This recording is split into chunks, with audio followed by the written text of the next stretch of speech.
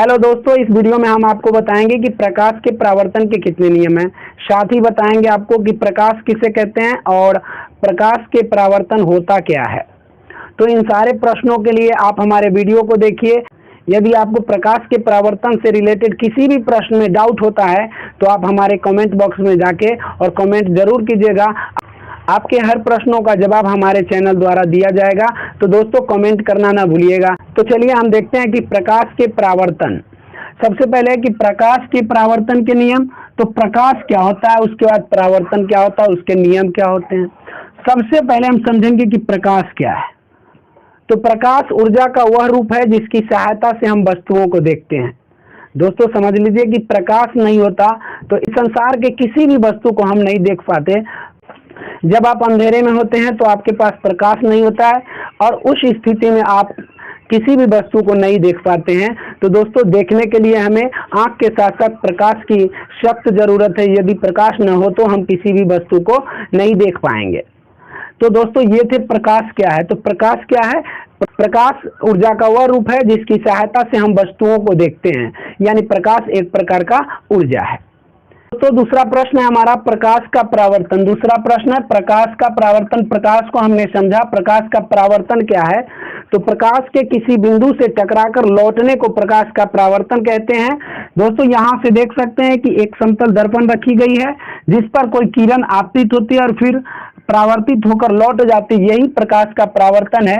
यानी किसी भी जगह पर आप जाओ और वहां पे कोई समतल दर्पण हो, कोई वस्तु हो, तो उस पर यदि आप रोशनी जलाते हो तो वो जिस कोण से आगे की ओर बढ़ता है उसी कोण से परावर्तित हो जाता है। तो उसी को हम कहते हैं प्रकाश का परावर्तन। यानी दोस्तों, हमारा तीसरा प्रश्न है कि प्रकाश के परावर्तन के कितने नियम हैं।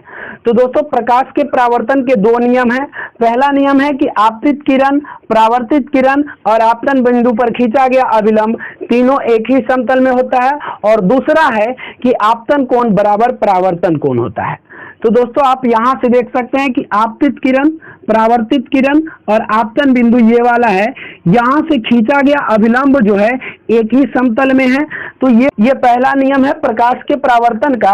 आपतित किरण, परावर्तित किरण और आपतन बिंदु पर खींचा गया अभिलंब तीनों एक ही समतल में होता है। दोस्तों, आप यहां से देख सकते हैं कि एक ये समतल है, यहां से कोई किरण आपतित होती है, यहां से परावर्तित होती है, ये आपतन बिंदु होता है और यहां से खींचा गया अभिलंब तीनों एक ही समतल में है। अब ये तो पहला नियम हो गया। दूसरा नियम क्या है कि आपतन कोण बराबर परावर्तन कोण, यानी ये कोण जितना बड़ा है उतना ही बड़ा ये कोण होगा। यानी इसको कहते हैं आपतन कोण और दूसरा ये वाला है परावर्तन कोण। तो दोस्तों, पहला नियम आपने देखा कि आपतित किरण, परावर्तित किरण और आपतन बिंदु पर खींचा गया अभिलंब तीनों एक ही समतल में होता है। ये फर्स्ट रूल है, ये पहला नियम है प्रकाश के परावर्तन का। और दूसरा नियम है कि आपतन कोण बराबर परावर्तन कोण। ये दोनों कोण जो होते हैं आपस में बराबर होते हैं। आप किसी भी तरह प्रकाश के स्रोत को यहाँ से गुजारेंगे तो ये दोनों बीच के जो कोण बनेंगे आपस में बराबर बनेंगे। साथ में आपतित किरण, परावर्तित किरण और आपतन बिंदु पर खींचा गया अभिलंब तीनों एक ही समतल में होगा। अब दोस्तों, बात आती है कि आपतित किरण किसे कहते हैं, परावर्तित किरण किसे कहते हैं, साथ में परावर्तन कोण किसे कहते हैं, अभिलंब किसे कहते हैं और आपतन कोण किसे कहते हैं, उसके बाद आपतन बिंदु किसे कहते हैं। तो इन सारे का परिभाषा हम एक एक करके देते हैं। तो पहले देखिए आपतित किरण। अब आपतित किरण या आपतन बिंदु आप सबसे पहले समझ लीजिए। आपतित किरण, आपतन बिंदु।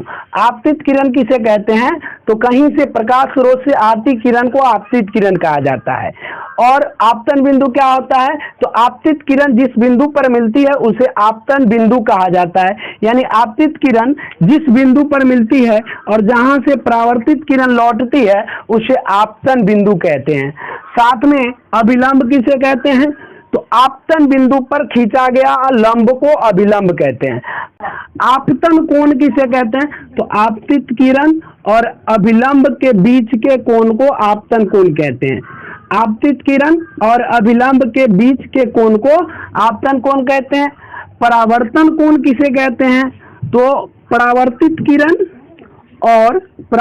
किरण और अभिलंब के बीच के कोण को परावर्तन कोण कहते हैं। अभिलंब क्या होता है? तो आपतन बिंदु पर खींचा गया लंब ही अभिलंब कहलाता है।